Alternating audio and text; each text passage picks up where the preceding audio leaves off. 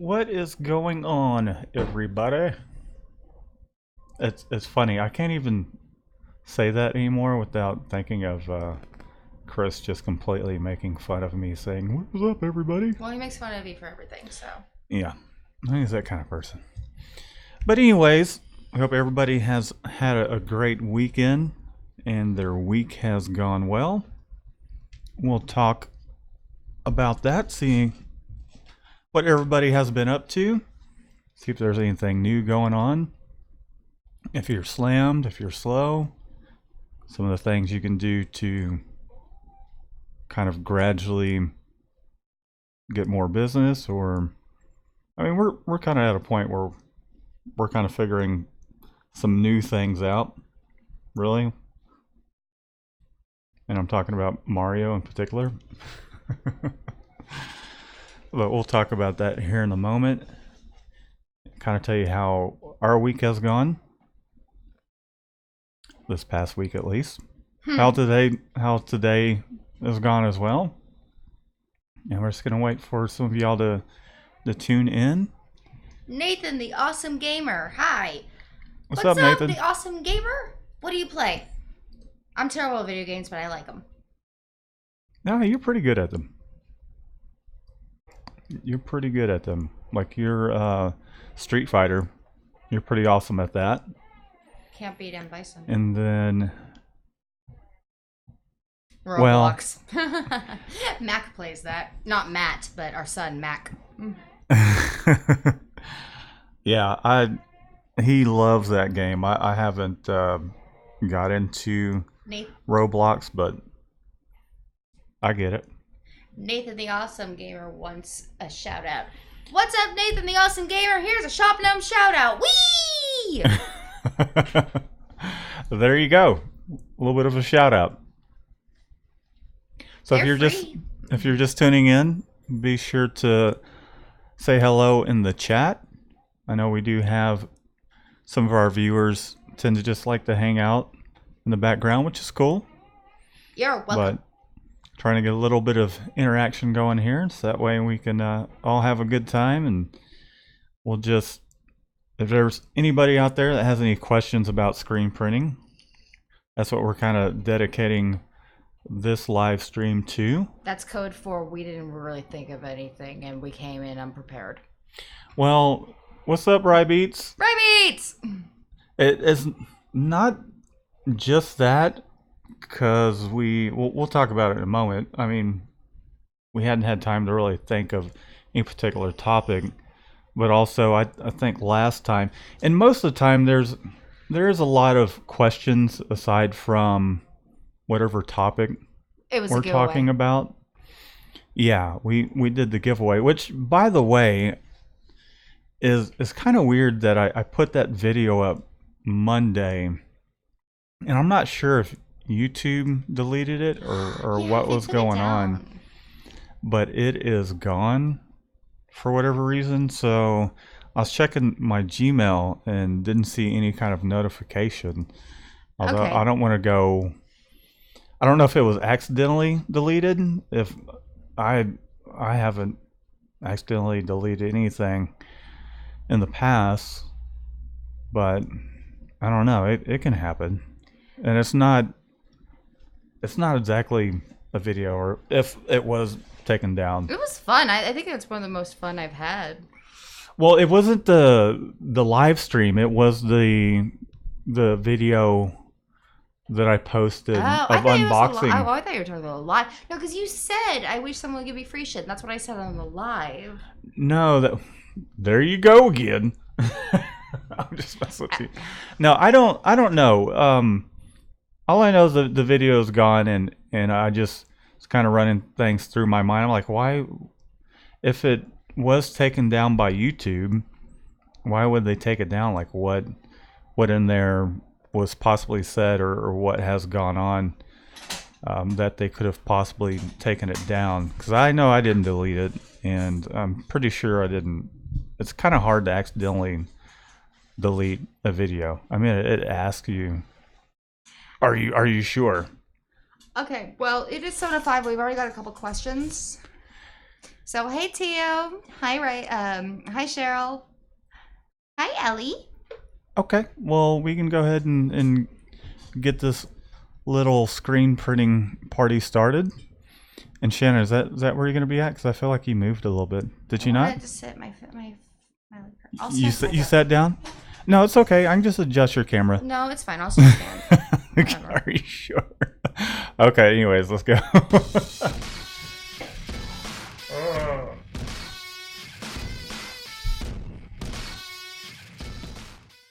What is up, everybody? Welcome to our little live stream here. So if you're new to the channel and this is your first time here, welcome. I apologize that I think the video is still lagging. I have some homework to do on it, but hopefully it's not too terrible today because I did the auto config with your arm just looks funny. Shut up. Anyways, I'll get it all sorted out. It looks like it's not doing bad. I've got the green light over here on my end, and I got an orange. I think it's doing okay today. I don't know. The Remy internet. says video and audio is good. Okay, cool. Sweet. Well, good. So does Cheryl. Looks and sounds great. Good. Cool. Awesome. Well, cool. What was I didn't see the questions, or let me pull the chat back up and then do a little bit of a shout out. Cheryl Brown, what's going on? Welcome back. Let's see, Eli Zapp, how you doing? I said Ellie. I apologize. Oscar Salazar, hey. Yo, What's up, Oscar? dude? Okay, so what was the question? Shannon, first one. What is the question? Nathan, the awesome gamer, how much money do you need to start a screen printing business? That's the first one. Mm-hmm. Okay, I would say that really, I mean, you can start with no money, and it just depends on what you're after, really, because you could start with a one color press, something as simple as a Chinese press that you can buy off of eBay and get going. Matt built his first one. Yeah, I built my first one out of wood, and you could get into doing one color prints and then put some pricing out there, like a sale on doing a one color print. But however, you can also, and this is something I'm going to post a video about soon, is I'm putting together a catalog with contract screen printing prices, and I'll dive deeper into that in this video. And you can find a shop like ourselves where if you do get a job that has more colors than the press you happen to purchase getting started out, let's say you buy a press that has 4 colors and you buy something around the $1,000 range, and you buy yourself a flash for around $600 to $800 to cure your shirts with, then let's say, for instance, you get a job that's a couple hundred shirts and it's 6 colors, and it's just something you can't do. You can find someone like ourselves and say, hey, I want contract screen printing prices, my art's ready to go, I'll provide the shirts, and then we basically just charge to print the shirts, pack them up, and put your shipping label on it. And then you're able to still make money because you can mark up the cost of the shirt. However, you would just be paying us to screen print it. So, and we do that with our embroidery. We work with another company. We outsource that, and it allows people to come to us. They don't have to fuss with going to a bunch of different places. So, and how we end up making money off of that is by marking up the garment that we are selling to them. We're marking it up to retail price. So if a shirt costs you, or let's say a hat, for example, with the embroidery, a hat's probably around $250 for a hat. So we'll charge $5. Is that under, Shannon? If you're going, you're a goofball. So if you're going with like a discount shirt, Oh my gosh, I actually should. No, if you're So, going with like one of the discount shirts, then yeah, $250. well, I was But talking about it like a cap. yeah, no, but most of the caps, I've been looking through them today because I was trying to find some for a Mm-hmm. client. They're about 250, aren't they? No, they've gone up since. So The discount ones are like value caps. right. Are So the example is just for example's sake, the hat cost you 250, and you would charge $5 plus whatever the shipping and all that cost you, and then tack on an added fee for. Let's say it cost you $3 to get the hats embroidered. You could charge 6, you could charge 5, 4, whatever you feel comfortable charging, marking up that contract pricing as well, and then you end up making about $5, $6 a hat. You know, if it's a couple hundred hats at $5, and all you're really having to do is handle the client, forward the art, and just kind of sit back and let someone else that you trust take care of it. So, I mean, you can get started with a one color press. It just depends on how much of it you want to be able to handle in house. I would say find a good used press, a 6.6 if possible, and get you a flash dryer to cure your shirts with initially. So I would say somewhere in the neighborhood of about 4,000 between a computer, a press, software. flash dryer, software. Well, you have the cloud. Yeah, there is your separation software and then your printer as well. So I'd say somewhere north of 4,000 really. But I mean, again, you can get started with a one color press, but you still have to have a way to be able to output your image that you're going to burn into your screen. So you don't have to spend a ton of money. I'd start out with something small and just really hone in like your screen printing skills. So there you have it. Okay. Okay, so what's the next question? I'm going to adjust your camera while you read off the question, Shannon. Rybeats wants to know why we picked screen printing as a business and what was the other business that you were planning on doing? Let's see. Well, I initially I did freelance graphic design for quite some time. I worked with a handful of companies. There was about 3 of them that I worked with. It was Roxa Design, RAXA.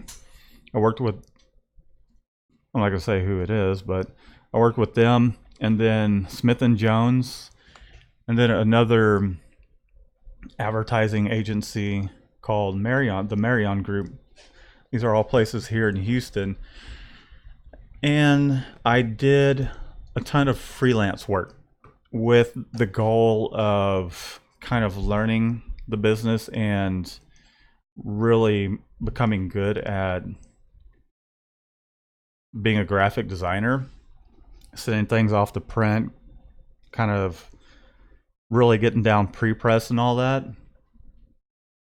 And my goal was to have a graphic design studio, but then after about 14 years of working as a graphic designer, making my way up to art director, and having a ton of freelance work towards where I, could have just got a little office space and did that full time.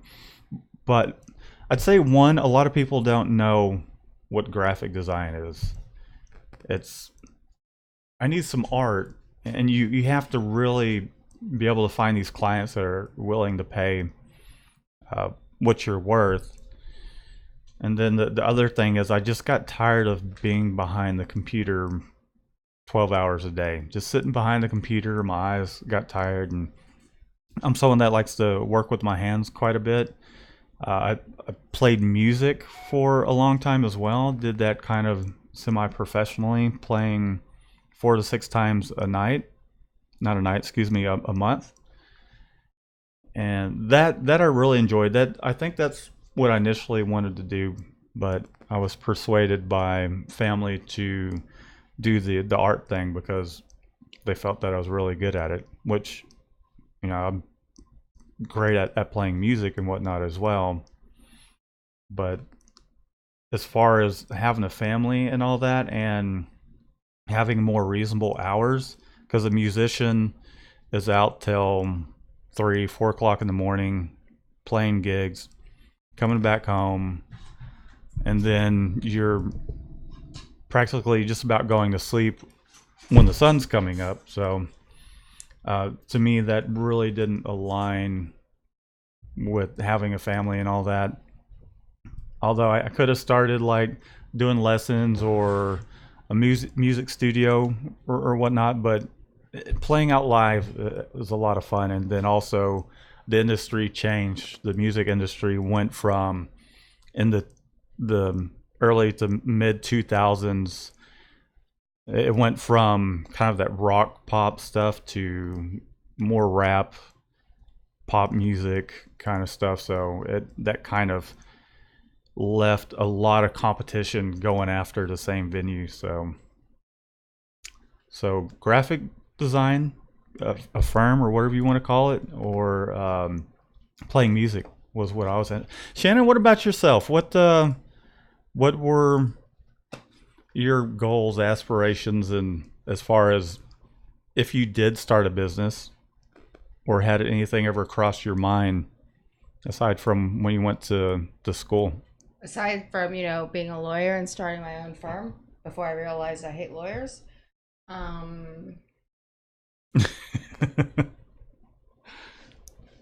wanted to be an actress. Yeah? I did. I wanted to be an actress. That's really what I wanted to do. But then some people, just kind of, I don't know.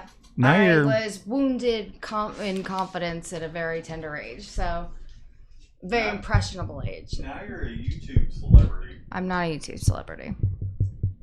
Let us know in the chat if Shannon the Shop Gnome's a YouTube celebrity. Anyways, so you are in the screen printing world, even though the community's not. Don't get me wrong, it's not as big. Well, you as know some what? Of the other things, the less people that see me, I'm happy with.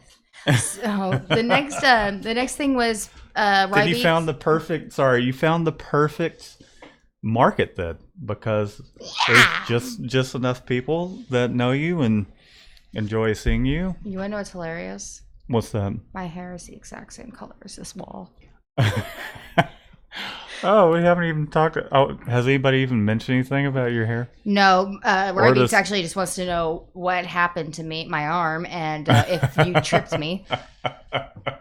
No, I just smacked her around a little bit, I fell off a concrete step, and then I tried to go swimming with dolphins, and the tour guide broke my arm.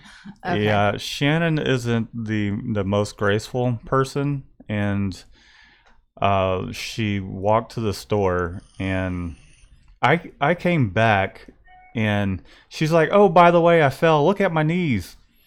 And I don't think she realized like how much she had hurt herself at that point. Not on my arm, no. Days later, she's like, it was her knees at first, and then it's like, man, my arm is really hurting. And we took a vacation from Thursday through this Sunday, and we went swimming with dolphins, right?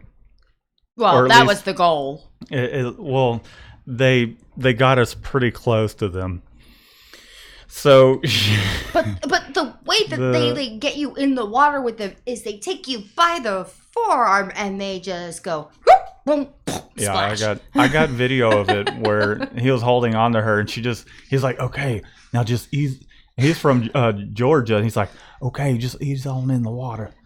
I'm And like wriggling like a fish I'm because gonna like my arm's on fire. I'm gonna hold your hand now, and I'm just gonna ease right in the water. And Shannon just goes just splash because he is holding on to her hand and the arm. I think he was grabbing you by the wrist, right? Well, he had big hands, so it was like all through like here. Yeah.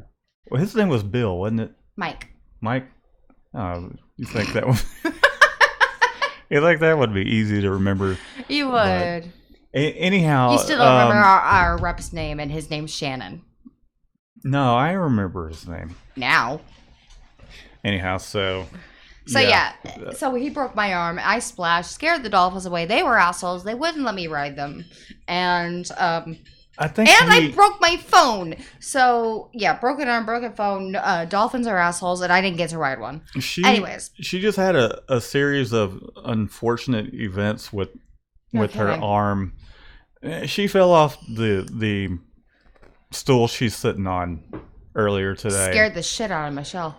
I was in the shop and I heard her fall out of the stool, and I'm just like, I told Shannon I'm going to put a video camera, 24-hour surveillance in the shops. That way, I'm like legally cleared of all this self injury. To be fair, the first time he met my parents, I had a bloody eye. Anyways, okay, so. But yes, I went swimming with the dolphins. They're jerk. Or I went swimming in the vicinity of dolphins. They're jerks. I broke my arm. I broke my phone. And now my arm's in a sling. And her hair's purple now.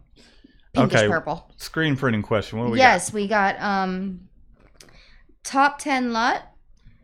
I've seen some people do screen printing on table, but they're asking about off contact being important with plastisol ink. Ow, ow. Okay, what's the exact question? Is off contact important with plastisol ink? It's important with all of the inks. I would say with all of them, because if your mesh is just sitting on top of your garment and you're printing it, it's still just kind of sitting in the mesh, and you need it to be able to release the ink so you can clear the mesh properly and get a nice smooth print. So you need about a 1/16 to an 1/8 of an inch, no matter what it is you're printing on, and you have to adjust it from time to time. So that way, if you're printing a shirt versus like some thick fleece or something like that, then it definitely makes a difference. Quality, how smooth it is, and there's a lot to having off contact. Very important. Very important. You need it. Okay, so Cheryl is saying that her flash dryer keeps slipping. Any ideas on how to fix the problem?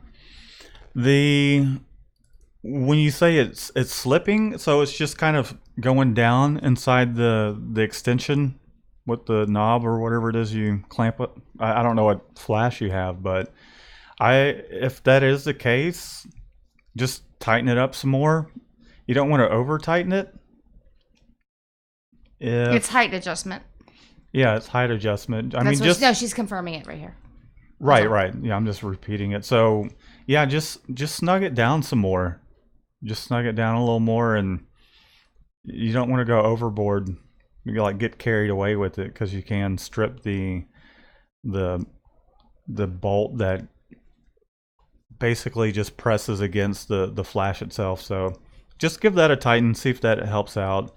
If it's stripped out for whatever reason, you'll have to just kind of tap some more threads in there, possibly step up the size of that, depending on what your flash is, that screw knob, or you might just have to take a bolt and just screw it in there, and then take a little wrench and snug it up. So hopefully that helps. I know that can be a pain in the butt. You're trying to flash something and it just sits down on top of your work. So I hope you get that taken care of. All right. Well, Rory says he's new to screen printing. He has 21 screens that he bought, and he tried to wash up the old emulsion, and the screen locked them all. Now I need new mesh. I don't really have the money to do it, so I need to do it by myself. What mesh should I all get?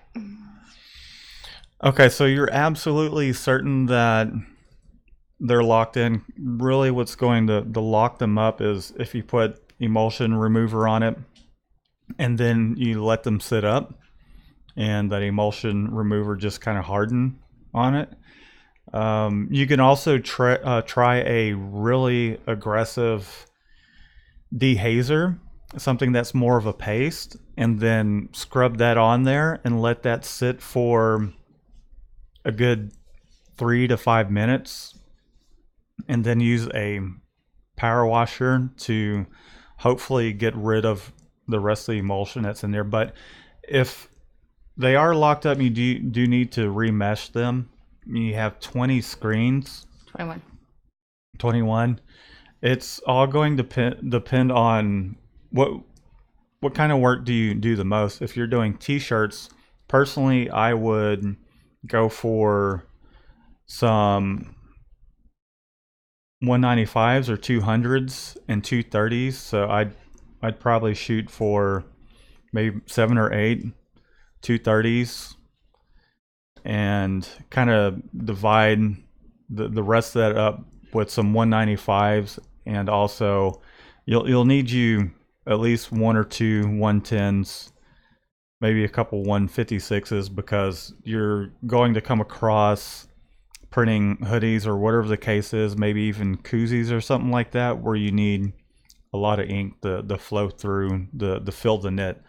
So for myself, I tend to lean towards the higher mesh, but also you do need to have some of those lower mesh screens as well. And go ahead.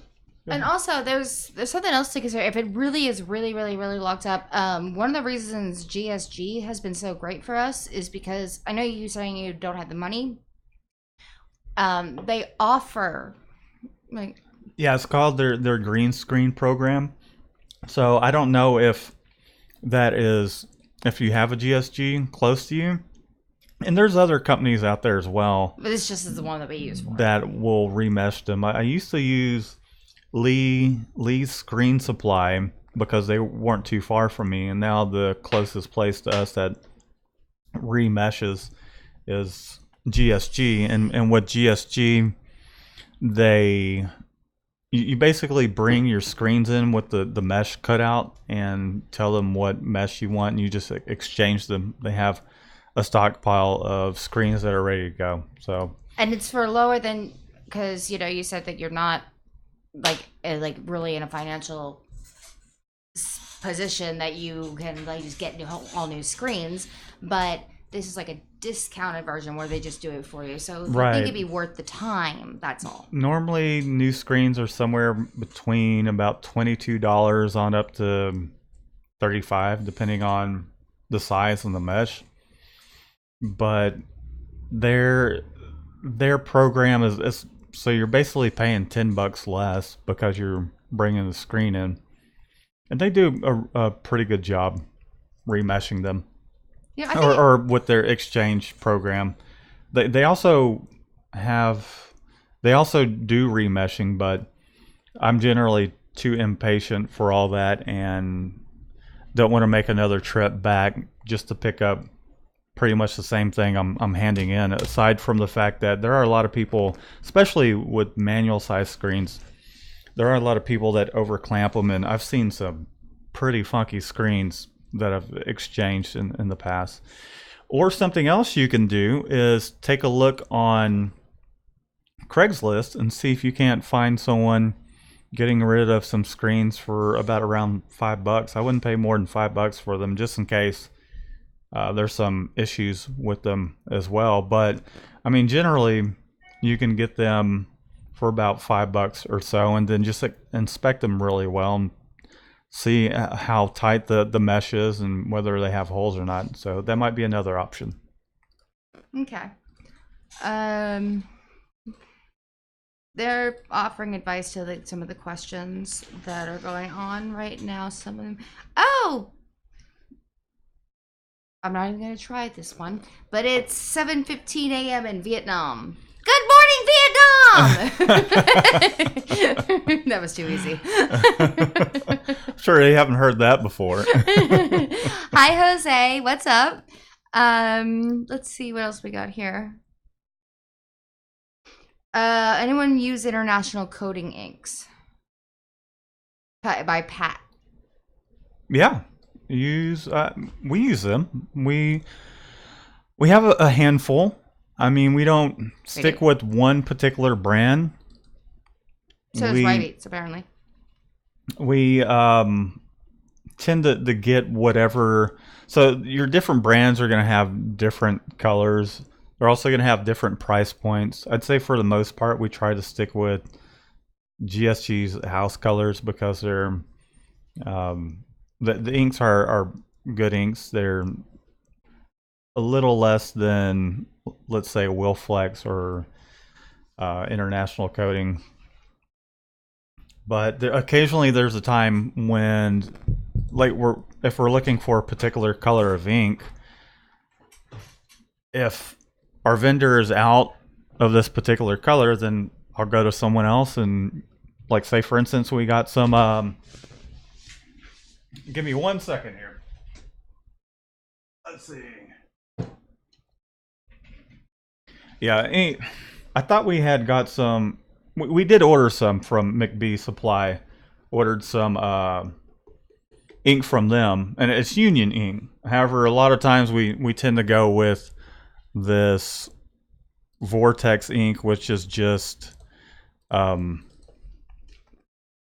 GSG's house brand. But we tend to go with. I myself tend to go with Union ink, Startex or Vortex, which is practically the same thing from GSG. International Coatings, and then trying to think of who else. Wilflex. Wilflex is a good one as well. You know, the sad thing is, I still have so much to learn because I thought he meant international inks, like, you know, from overseas. it's a brand. I figured that out at this point. Anyway, so First off, Jason, thank you very much. He said my hair is exquisite. Thank you. Awesome. Like, did it's it kind of myself. hard to tell because of the red or the magenta thing behind me. But you show them the back of your head. You show them. Under your underside. Oh, because your arm. Yeah, I can't. Okay, we'll do that later. That's fine. N says it's international is underrated. Oh, One Stroke. One Stroke also has some great inks. Their inks are a little pricier though. Eli has a couple questions. I'm trying to figure out which one was first. In top 10 lot, you are welcome. What's up, Orange Star? I don't think I said hello just yet. No, we can't start over. Where's Orange Star? He's down a little further, I guess. You're very verbose, my darling. I am sorry. Okay, I see no, where you're you're not. at. I see where you're at You now. don't have to be, I mean. But, okay, so Eli wants to know any advice on marketing and sales. Frankly, hire someone that has a background in it. Well, I'd say... Well, that's what you did. Well, initially getting everything going, what situation are you in to begin with? If it's just you and you're starting up your business, marketing and sales advice, starting out, just get a website together, get a Google business listing, put listings out with as many of the free search engines and directories as possible, like Yahoo, Bing. There's a whole bunch of places that you can. The more websites and places you have out there with your information, and you got to make sure it's all consistent. The more places you have your information out there, then Google will think, oh, okay, well, this place is of some importance. Even more so, like in your general area. So if there's like some sort of business listing, free business listing in your area, you can get up on. That's another good idea. And then look up search engine optimization, SEO, and you want to really just apply search engine optimization to your website. So that way, if someone does a search for screen printing in Houston, Texas, you'll have a better chance of coming up. Well, for us, Houston, Texas is a pretty big place, but if you type in Houston screen printing, we come up. Same thing for Sugarland because we were out there, and then No, not we. I was. So the other thing I would say is social media. Social media is huge. So your Facebook, I think you're gonna have better results on Instagram, but you might as well get a Facebook page up because that again goes back to having another platform out there to point back to your website. Facebook is actually a pretty big one when it comes to that. However, it's a little harder to get noticed on Facebook without ads. Twitter, if you do Twitter, a YouTube channel, you're here watching us at the moment, and we get work swung our way because of YouTube. And also fellow YouTubers, you guys out there that need some help. We've talked to a bunch of different people that occasionally swing work our way. And what else? Mouth to mouth. Yeah, yeah. The person that's actually worked professionally in marketing and sales would like to make a contribution. Okay, the person that started this little deal before. I'm just trying to give from my own personal experience. Right, I know. So, but I want to give my own expertise too. Yeah, definitely. Word of mouth is another one, and then just networking with people. Go out and plug your business. Tell your friends. Tell your family members. Although you don't want to do business with your friends or family members, but they're eventually going to, they're going to put their ear to the ground and come across somebody. Just network with people. Go if you're out and about, even, and you happen to strike up a conversation with a stranger. Just be like, oh, by the way, here's my business card. Like, we've hung out on the beach, and we'll just, because of our dog, we start talking about our dog or something like that, and then we start talking, and eventually, what do you do for a living kind of thing comes up. And it's like, oh, we do shirts. Oh, well, I own da da da, or my business that I work for, they get shirts done every so often. So, and I'm gonna hand it over to Shannon because she has. Oh, forget it. I'm deflated now. I don't feel like giving anybody advice. Will you stop being so dramatic? Your hair's pretty. Go for it. He did it. Who'd have thunk it? Anyway, so like what Matt was saying though, the word of mouth thing is really, really, really important. Like most studies, I've said this before in the lives, I've said it, wherever I can. About 65% of your business is going to come through referrals. So one of the biggest things is always ask for referrals. Ask them to tell people, because you make them happy, they want to tell people about you. So always make sure you're asking for referrals, and frankly, just always tell the truth. Don't lie about it. That's a big thing, because most of us are not as great of liars as we think, and we're trying to pass the buck to somebody else, making it their fault. And if you're just honest and sincere with them, that actually strikes a better chord, so you have a better reputation with them. And go out of your way to do little things for them. Okay, so we had a client that needed some type of tubing thingy. I don't even know what it's called. A shipping tube? Yeah, shipping tube. But they were like, and I tried Uline and everything, and they wouldn't sneak me out just one out of like a pack of like 5 bastards. But so I just went online and I just started finding things for them and I sent all that stuff to them and it made an impression on them because I just showed them, okay, look, I found this. It's cheap. I'm not making a commission off of it. Here's the freaking Amazon link to it. Right. And so it's just basically be genuine. It just, the word of mouth spreads a lot faster when you're likable and you go above and beyond. Yeah. So that's some of my contribution. Also, it helps if you have somebody manning the front desk that just can charm the pants off people. That as well. That does help. So I'm trying to think of some other things that, I mean, I've tried Facebook ads in the past. You have to really kind of dial that in. It can be difficult getting Facebook ads to not be a waste of money. I'd say Google AdWords has been one that has worked in the past to initially kickstart my business, and I think that I spent like $5 a day, and it paid for itself. Things have kind of changed. I haven't really done that in a while.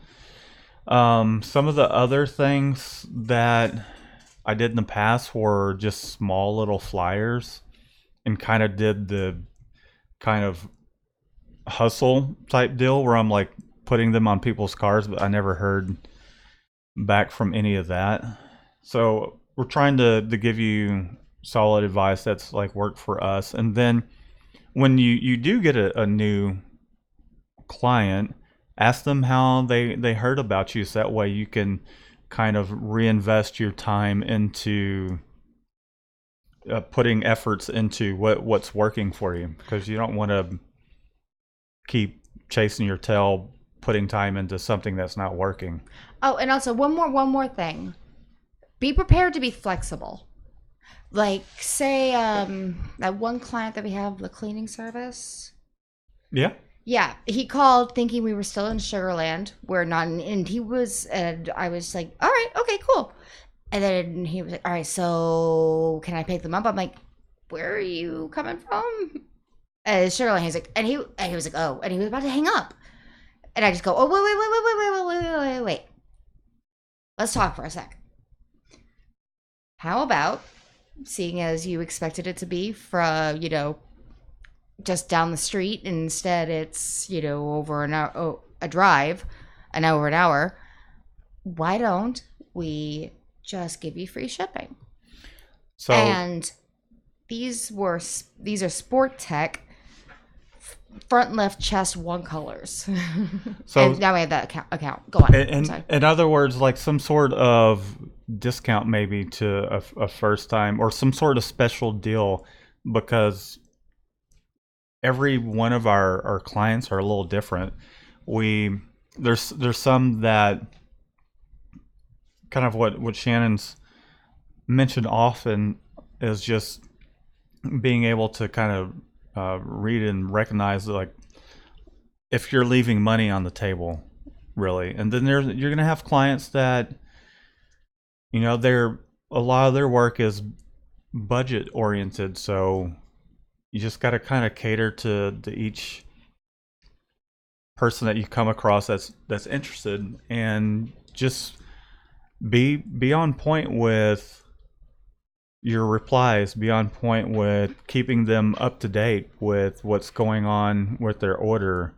If you, like Shannon mentioned, if you happen to screw something up, I mean, we had, so when we came back from our vacation, one of the things that was in our inbox was a complaint about the fact that we boxed an order up, sent it second day air just to make the, and by the way, we did free shipping with that one.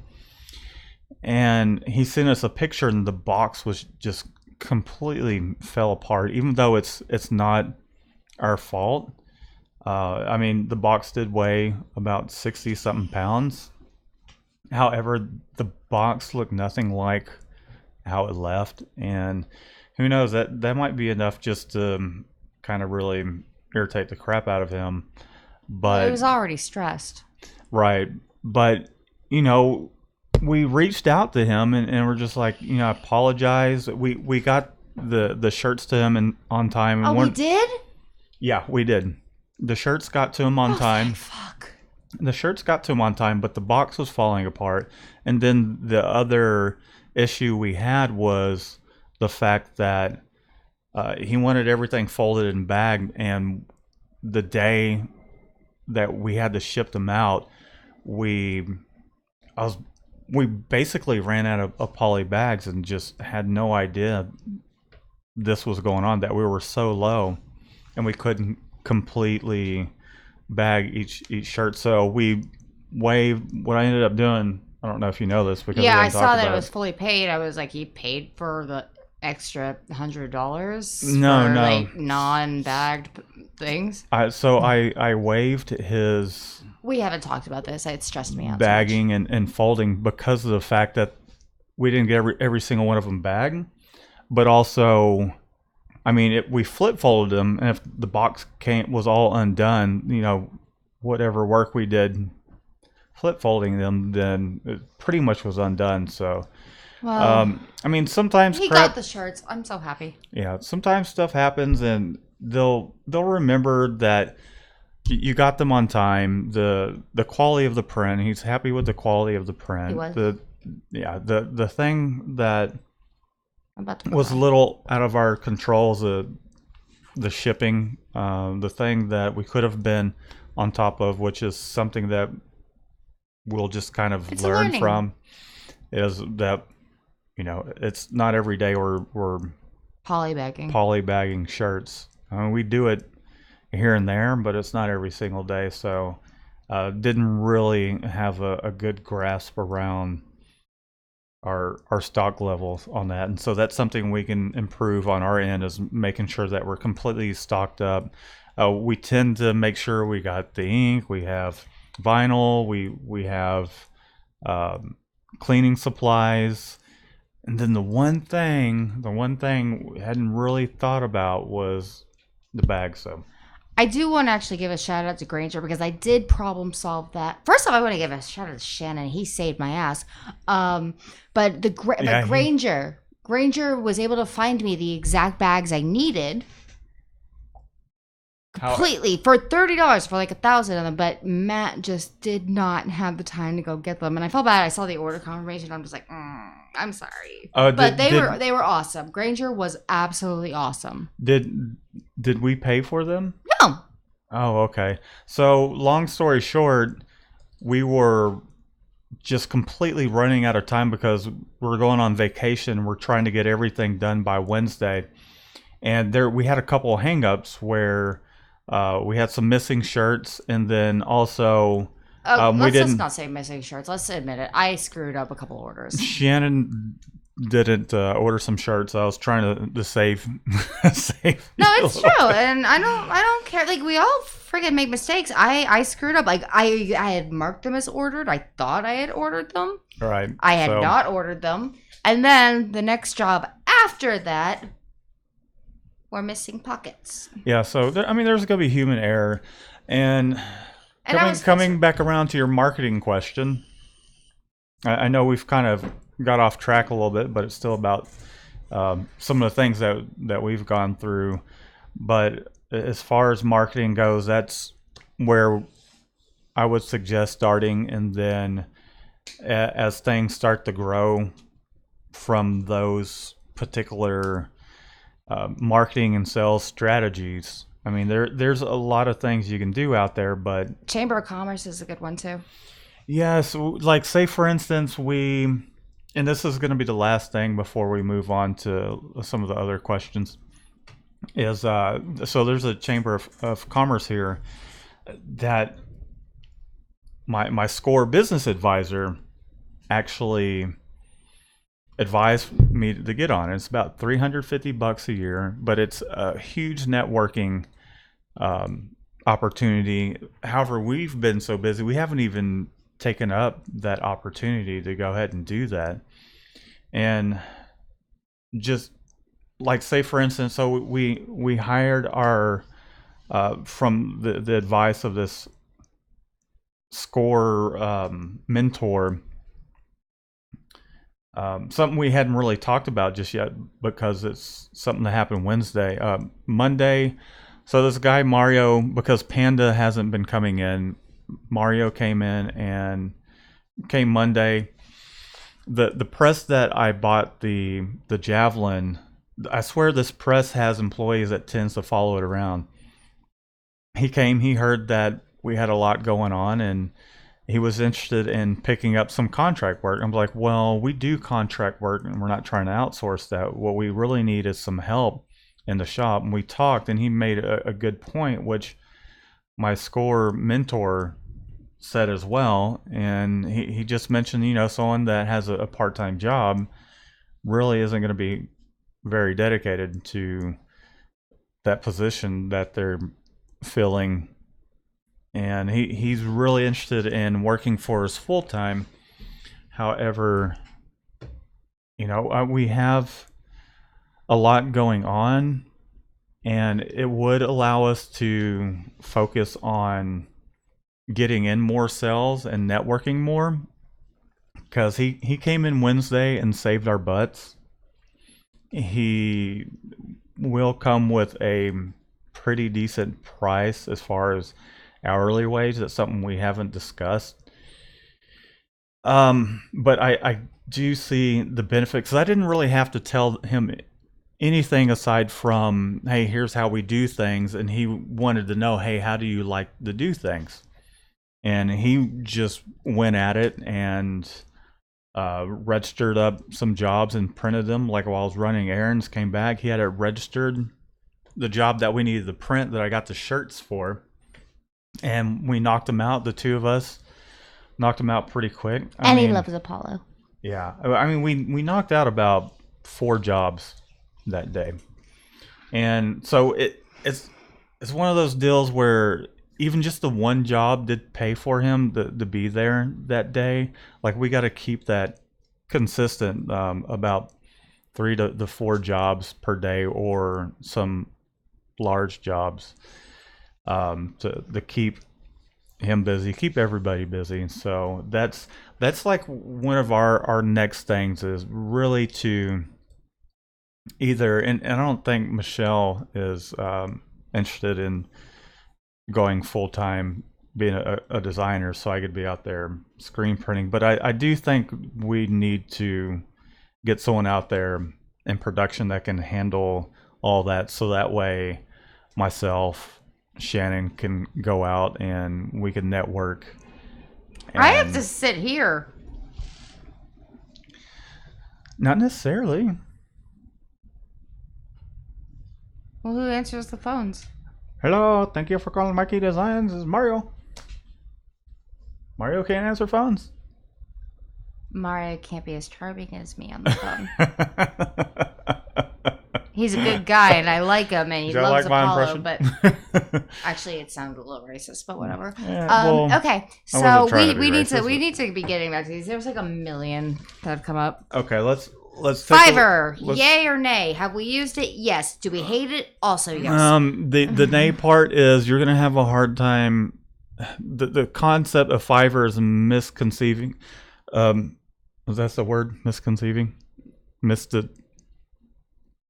It's deceiving. How about that? It's a little deceiving, because you're thinking you're going to pay $5, but anyone that you're paying $5 to, even if they're overseas, they're not going to do quality work. Oh, also, it's the time difference is ridiculous. So, and if you're doing the $5, sometimes some of these people are hard to communicate with. A lot of stuff just gets lost in translation, and it takes 12 hours to try to clarify and correct that translation. So there's that. I don't really care for it. I had to do like 5, we would say nay, but other people are saying good things about it. But I was not a fan. I think part of it too is our standard for artwork and work that's done, and mine in particular. just they've all been subpar, and I had to just they put a cat in it. Yeah, we were trying to get some help with a bat mitzvah design, which I eventually just had to do myself. And I'm glad I did because it came out awesome. It really did, and it was also what prompted us to start. Michelle helped finish it off, but it's what prompted us to start the hire. Yeah, it prompted us to get a graphic designer in house, because then you have more control over the direction. Okay, next question. Okay. Everyone's giving examples again. Thank you, Jason. Yes, they're answering each other's questions at this point. Like, dark shirts need a white underbase. Yes, unless they want a vintage look with them, and even then, it's like kind of iffy. Yeah. Scoob! I would say use a 195 for that underbase. That's my own personal my preference. Don't go too thick on that. Okay. We got more. I know we have more. Hi, Liberty. What's up, Liberty? What's up, Jason? I hadn't said hello just yet. Keep going, Shannon. I'm just kind of giving my own personal shout outs. Rory, the Impossible Co. Cheryl said, "You're impossible." Impossible. Pat Sagoon, Eli Zab. I'm not sure. He was the one that asked about the marketing. Yeah. Jose J. Garcia. Just kind of going down the line, trying to say hello to everybody. Oscar Salazar, excuse me. I don't know if I've said hello yet. Inkings. Scooby Doo, what's going on, girlfriend? Good to have you.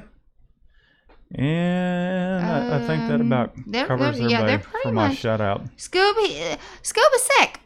I'll feel better. She's in bed. Okay, T.O. says he's got a question way up top. Yeah, I missed that. Sorry, T.O. Let's see. T.O. Where is it at? Way up top. T.O., can you put that in there again? Because sometimes it can be hard locating these things. Or even if you do have a question, do at Mikey Designs and Silkscreen. So that way it's highlighted. That will definitely help us find it a little easier. Indigenous, there we go. He's got a question.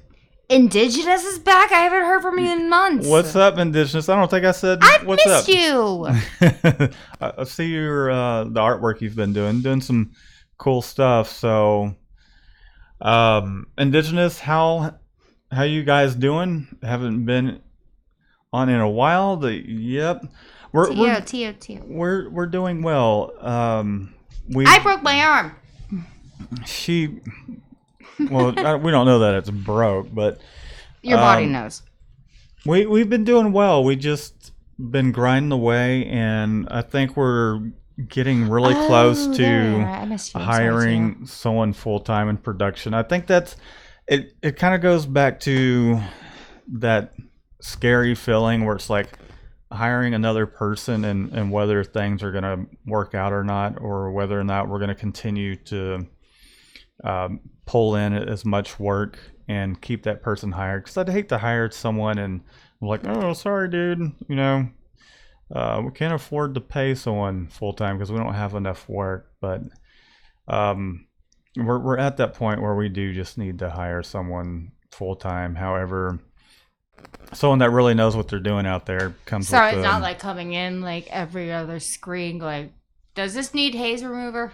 Yeah, I mean, we're looking at a salary somewhere around $40,000 to $42,000 a year, which is it's not something to, it's a good chunk of money. So yeah, I hear that, and all I hear is, no, Shannon, you're not getting a wedding this year. Anyway, so Tio has two questions. Okay. What techniques do you use to achieve smoother prints with plastisol? And what techniques do you use to speed up your printing speed when you're by yourself on the manual? Okay, so the smooth out a plastisol print, I would say make sure you have good off contact. You're using a good if you're printing a white base down, use a good ink, something that's not too difficult to clear through your mesh. So off contact, a good ink. Make sure you have some screens that actually have some good tension to them, and your squeegee not being dulled down. Make sure it has a nice, good, sharp edge. If possible, a 7090 durometer squeegee will also help because it still has the soft edge of the 70 durometer, but the firmness of a 90. So that helps quite a bit as well. Were you using the flattening machine? And a flattening screen.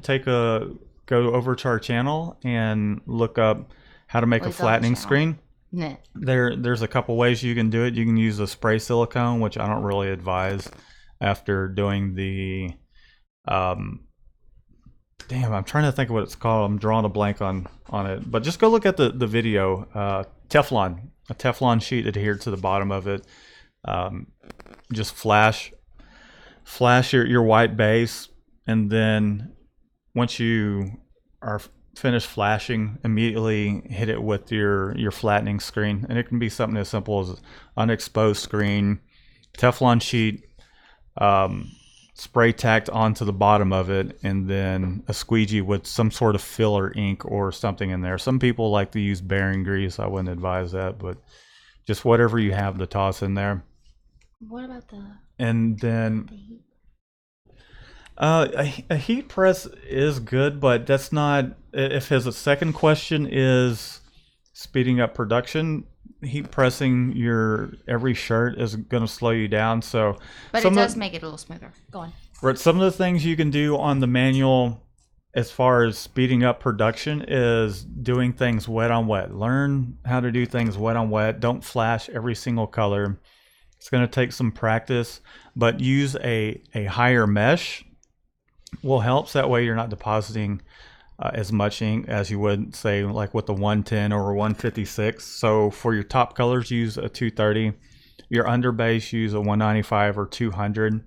That will make sure that you're not putting down so much ink that, like with the 110, it's going to take a lot longer to flash. So if you use a 195, it's going to flash faster. It's going to cool down faster.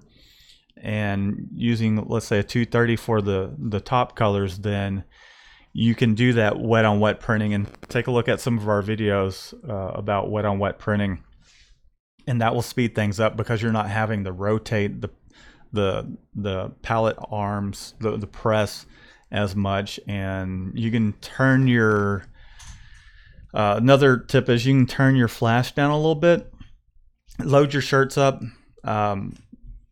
print your white, hit your white a couple, 2 or 3 times, stick it underneath the flash, eventually load all your stations up, but have your flash just warm enough towards where it will give you enough time to, as the shirt that has the white base on comes around, you can do wet on wet printing, take it off, put it on the conveyor dryer, put another shirt on, do your base pass, and then rotate it over to underneath the flash, and then you move on to the next shirt. Just keep doing that, and that helps quite a bit.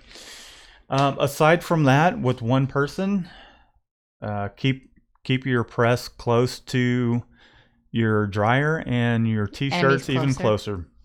What's that? Nothing. Yeah, your enemies closer. Okay, so we've got Mike. He wants to know white underbase peaking on the right, adjust to go to the right, and then you start speaking on the left. I just can't seem to keep chasing it left or right, up and down, never really get full coverage. I mean, that's going to be really a couple things. Maybe you're not putting enough ink in there. I mean, you don't want to put a crap ton of ink in there, but if you have very little ink in there, then that could cause that. Really, spread your hands apart a little bit while you're using your squeegee. Just get your hands closer to the edge and I don't know if you're doing a pull or a push print. If you're doing a pull, maybe try doing a push print, and then get your squeegee up almost as I wouldn't say straight up and down, but you want, if you're printing it and you find that your angle, you're kind of just shearing it off, that could be part of the problem too. So I would say just a little bit more straight up and down than 45 degrees will help quite a bit. And then depending on your white ink, I mean, it could be the white ink, really. Maybe try a better quality ink, perhaps. Or, if it's really thick, maybe a touch reducer. I don't normally suggest reducer, but that might help as well. What else we got there, Shannon? Let's do one more question, and then I am starving. Well, do we want to go with the last question here? Because there's been a lot. Okay, well let's speed date it. Come on. All right. Well, you speed date it. Speed round. Okay, I'll give 2 or 3 word. All right. Do answers. We do our stickers in house by where is it? No. Next question. No, we don't. But sticker. Where do we get our sticker? Sticker Beats or some shit Sticker like Beats, that? yeah. Sticker Beats is amazing, and we get. Oh my god! They were so happy. We actually did stickers today, and we received stickers. Next question. And they love them. Okay.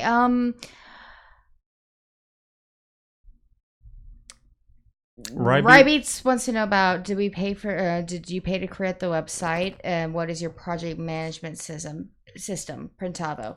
No, Matt did it himself. I'm constantly doing it myself. Yes. Yeah. I see Flex Rybeats has another question, business question. What is your next big purchase of equipment and why? Next big purchase will be, and we're debating this. It's still in the works. No, it's not. We're not debating it. It's happening. It's just when is the question. The next purchase is a newer automatic with 7 colors, 8 stations. Something updated. We'll keep you guys. We'll keep you guys up to speed with that as that unfolds more. We're looking at that later this year, so. Okay. Cheryl, after I Plastisolve 842 my screens, the water runs clear, yet there is still an outline print of the image. Is that what ghosting is? That would be haze. Wait, are we talking about during the reclaim process? Oh. Repeat that one more time. After I Plastisolve. Apparently that's the word. After I Plastisolve 842 my screens, the water runs clear, yet there is still an outline print of the image. Is that what ghosting is? I think she's talking about reclaiming. That is what they call haze. And you can get a little haze remover and then just scrub it on both sides, let it sit for a couple minutes, and then hit it with your power washer, and it will get rid of it for the most part. Top 10. How much mesh count is good for Plastisol ink in white base and other colors? Please. White base, I would say a 195 or 200. Top, I would say for your top colors, use a 230. I would even use a 230 for your colors on white shirts. Just hit it a couple times. Make sure you clear it. Maybe even a 195, just depending on how thick of a deposit of ink you want down. And what that will do by using those higher mesh counts, faster production times, less ink used. Next question. I'm getting a little flustered here. Okay, Jay wants to know, on the website under apparel, what plugin did you use to put in the brands and color choices? SNS. Okay. They have a marketing tool. Go over to their website, and SNS is the one we use. We used to use Sanmar, but it's currently SNS. Well, Jason says he gets all his business through mouth to mouth. Gross, by the way. That's how I like to get my business on. When you ask for referrals, do you give incentive for them? No, not generally. We just, if they're happy with it. Yeah. No, we don't. If they're happy with it, then we're like, hell yeah, I'll tell them all about you. Yeah, and because people, one of the things you got to remember, they like to brag. Like, Right. oh my God, I found this great place. Yeah, and also, people tend to look and they'll share it on social media. Hey, does anybody know da da da da? And then they'll just say, yeah, I know so and so. They did a great job. Like, they need to be prompted. It's not like, when it's like something like stupid like Yelp or Google Ads or whatever, and most of the people that leave a review are the ones that are unhappy. But if prompted, people love to talk about good experiences they've had with their places, and they love the feeling of giving that information over because it makes them feel good as well, because they feel like they're helping somebody. And people are generally good people, and they want to help out. True. All right, what other questions we got here, Shannon? I don't know where you're at. All right, Jason's saying word of mouth can kill you if your customer service is lacking or your quality is poor, turnaround, or way later than you told them. True, but you know what? I'm awesome. Quality service is great. We get things turned around in the time that we promise. So you know what? We're good. Yay! And shit's going to happen sometimes anyway, so just be on top of it as much as you can. Yeah, okay. Oh, I think I missed something up there. Oh, by the way, Ryby said to kind of elaborate on the auto thing, an upgraded flash as well as something else. All right, well, Inkings is disagreeing with us. She says, for the record, mouth to mouth is not the best way to get customers. You mean word of mouth? I'm just. Oh, yeah. I misread that. Yeah, okay. Sorry. Mouth to mouth is definitely not. Well, yeah. Unless you're pretty like me. But then I'd be cheating. Yeah, so. Well, the thing is about that is as soon as that mouth-to-mouth relationship goes away, then you kind of in a bad situation if that's how you're getting your referrals. All right, well, Pat says he started a Yelp page and he swears all the inquiries are bots. Yelp, unless it's paid, I think Yelp's kind of crap, really. We get occasional jobs from we've and the thing about Yelp is if you get one bad review and you're not doing a ton of business through Yelp, you might as well just forget about getting any more business through that. And I got one bad review because of moving, and then it was going through a bunch of personal things, and that one Yelp review is kind of it's like a bad haunted. Penny. It's almost stuck. So, anyways. Okay, so Mike says referrals with incentive are as good as gold, but you know what? So are the good feelings, and then there's less money lost. So, okay. You can always have some sort of discount or whatever going on, but, what I like to do... You have to play it however you... Go ahead. What I like to do is if they're a first-time customer, that's when I give an incentive. Like, I'll discount something that normally I wouldn't. Like, okay, fine, I'll waive Scream Face. Or, okay, you know what? I'll waive the rush. And I'll make sure that they understand that it's because they're a first-time customer. This isn't going to always happen. That kind of thing. And they're like, you do that for me? I'm like, of course. And I'm just like, you better come back. Okay, so... All right, one more, Shannon. One more. Okay. Oscar was the next one on my list. He says he's many questions, but the most important one is how to get a good exposure. He is a do-it-yourself exposure unit. And ow! Way to go. I know. Ow, fuck. And I know that with a better one, I will have a better chance of getting good exposures. For detailed designs, I'm trying to make it work with what I have. I would say get yourself a exposure calculator, which is basically just a strip that blocks the light, and your target is like somewhere around 7. So it's a little $20 strip that will help you dial that in and do some test exposures. And then as far as getting good detail, I would say use a diazo emulsion versus a photopolymer because it will expose slower. However, it's going to be more forgiving than a photopolymer. Okay, well, that is it for tonight, ladies and gentlemen. Sorry, guys, if I missed you, just leave your questions down in the chat. I have the hiccups. Yeah, we're ready to. Oh my god! I couldn't help it. We're ready to get a little bite to eat. We appreciate everybody tuning in as always, and we'll see you guys next Monday. Keep an eye out for some more videos this coming week. I didn't really get to post a whole lot because we were on vacation from practically the end of Wednesday until today. So keep an eye out for more stuff, and then we'll just see you guys next time. Shannon, you wanna say adios? Okay, there's Shannon's adios. We'll see you guys later. Y'all have a good one.